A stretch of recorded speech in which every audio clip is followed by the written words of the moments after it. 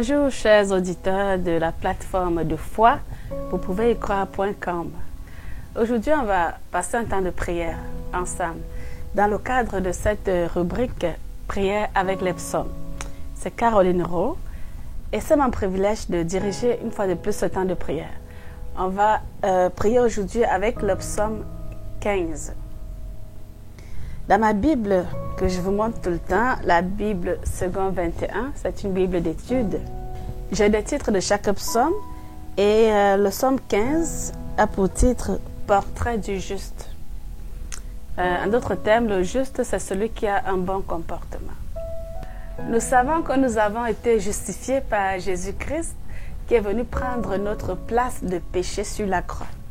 Mais ceci ne nous dispense pas de vivre, d'être juste, en fait, d'être intègre. Le rachat de nos péchés sur la croix n'est pas un motif pour que nous nous comportions n'importe comment. Il est important d'agir avec intégrité pour plaire à Dieu, comme nous le rappelle le prophète Michée dans Michée 6, verset 8. On t'a fait connaître, ô homme, ce qui est bien.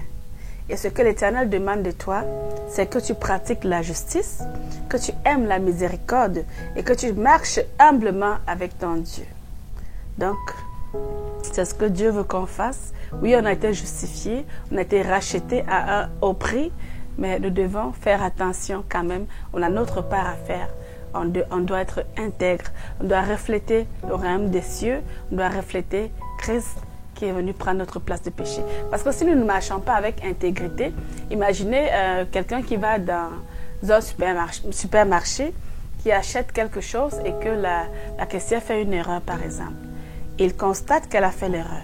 Mais il attire l'attention de la caissière sur l'erreur dans le but de ne pas voler de l'argent. Ben, il ne vole pas, mais la caissière fait l'erreur et lui a peut-être donné des marchandises qu'il n'a pas payées. Puis quand il attire l'attention de la caissière sur son erreur, mais c'est un témoignage. C'est un témoignage qui parle plus fort que tout ce qu'on peut raconter. Une action, un geste juste, intègre dans le monde, dans les ténèbres, est un témoignage qui parle très, très fort, qui est en lui seul, une évangélisation. L'évangile la plus efficace. Mais moi, personnellement, pour moi, c'est ça. Parler de Jésus, c'est bien beau, mais on doit refléter Jésus dans tout ce qu'on fait. On n'est pas parfait, mais on doit toujours tendre vers la perfection, vers l'image que Jésus nous a enseignée. Comme toujours, je vous encourage à prendre votre Bible et ouvrir le psaume 15. On va lire ensemble et on va faire confiance au Saint-Esprit qu'il va rendre ministère. David nous encourage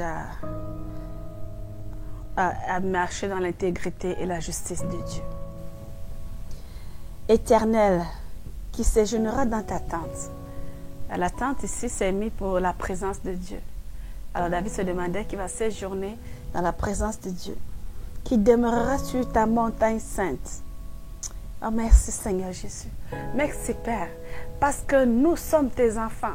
Nous avons été justifiés en Jésus-Christ. Oui Père, on a été justifiés et on est qualifiés en Jésus, pas par notre force, pour demeurer dans ta présence, pour séjourner sur ta montagne sainte. Oui Père, merci pour ce privilège, merci pour la grâce que tu nous as donnée au travers du sacrifice de ton Fils et de ton Fils unique, Jésus-Christ. Oui, tu nous as tant aimés, comme la Bible dit dans Jean 3,16, tu nous as tant aimés, tu as tant aimé le monde que tu as donné ton Fils unique. Merci Père pour cette grâce que nous avons reçue. Merci pour ce cadeau que nous avons reçu gratuitement. Oui, nous sommes justifiés par la foi en Jésus-Christ, en le sacrifice de Jésus-Christ. Et donc nous sommes qualifiés. Nous n'avons pas à nous poser des questions. Nous savons que nous habitons déjà et que nous habiterons pour l'éternité avec notre Papa Céleste dans sa présence. Celui qui marche dans l'intégrité, pratique la justice et dit ce qu'il pense vraiment. Alléluia. Oui, celui qui demeurera sur la montagne sainte, c'est celui qui marche dans l'intégrité, qui pratique la justice et dit ce qu'il pense vraiment.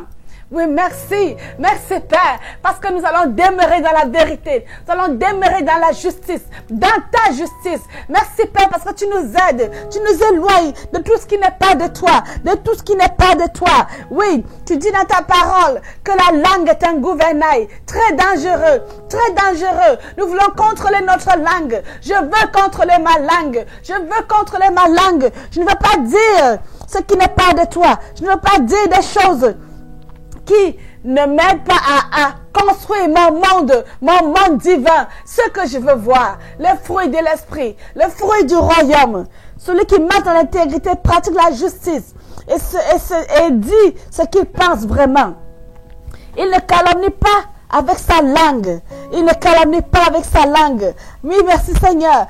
Alléluia. Oui, je refuse de calomnier. Je refuse d'utiliser ma langue comme un mauvais gouvernail pour calomnier, pour détruire le monde. Mais je vais utiliser ma langue pour construire. Pour construire. Je refuse de détruire avec ma langue, mais je vais l'utiliser pour construire les nations, pour construire les pays, pour construire les vies, pour construire les maisons, pour donner espoir. Oui, que ma langue serve à donner espoir. Que ma langue serve à construire le monde. Que ma langue serve à quelque chose de positif, à refléter le royaume des cieux.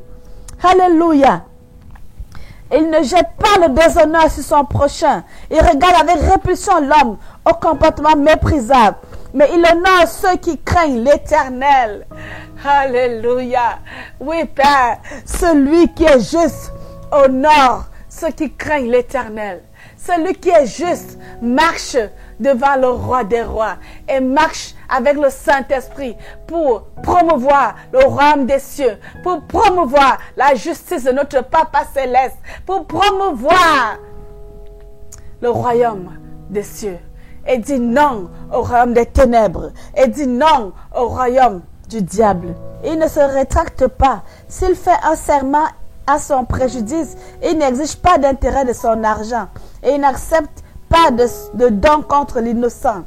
Oui, on n'est pas hypocrite, on n'est pas malhonnête, mais on intègre. Quand on est avec Dieu, quand on a accepté Jésus-Christ dans notre vie, on doit être intègre, on doit être vrai, on ne doit pas être malhonnête, on ne doit pas formater des coups, mais on doit toujours être vrai, on doit porter en nous la cuirasse de la justice, la cuirasse de la justice qui nous amène vers le Père, qui nous amène à refléter le royaume des cieux partout où on est, partout où on va.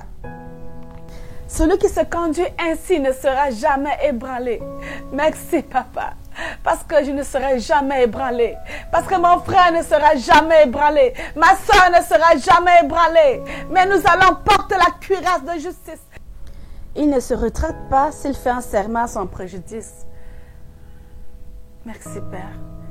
Parce que même si je signe un contrat qui est à mon détriment, je signe un contrat qui est à mon détriment, que je réalise que j'ai mal négocié, je ne vais pas me rétracter. Je refuse de me rétracter. Même si c'est à mon détriment, je vais continuer à refléter ton royaume. Je vais accepter et je vais continuer de payer. Parce que je veux marcher dans la droiture. Je veux marcher dans la justice. Je veux marcher dans l'intégrité. Merci, Père, parce que tu m'aides à marcher dans la droiture. Tu m'aides à marcher dans l'intégrité. Tu m'aides à marcher devant toi. Oh, Père. Alléluia. Tu es un Dieu bon. Tu es un Dieu fidèle. Tu es un Dieu merveilleux.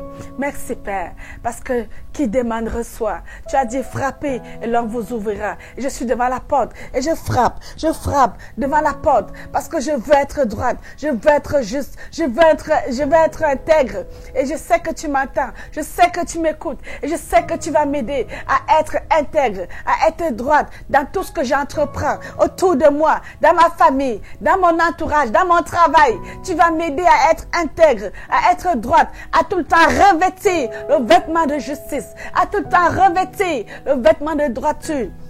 Merci papa, merci papa, à toi la gloire, à toi la gloire. Oui mon Dieu de bonté, je veux marcher dans ta présence, je veux refléter ta droiture dans tout ce que je fais. Oui toi mon frère à la maison, toi ma sœur qui prie avec moi, toi qui es en train de prier, demande au Père, demande à lui de te revêtir du vêtement de la justice, du vêtement de l'intégrité, du vêtement de droiture, du vêtement de la vérité. C'est possible. Oui, on peut être vrai. On peut marcher dans la justice de Dieu. On peut marcher dans la droiture. On n'a pas à payer pour ça. Ce n'est pas la justice qui va nous donner le salut. Parce que Jésus-Christ nous l'a déjà donné le salut. On a notre salut en Jésus-Christ. Mais on doit marcher dans la justice pour refléter le royaume des cieux. Pour ressembler à notre grand frère, Jésus-Christ, qui est vrai et qui est droit, qui est intègre. Merci Père.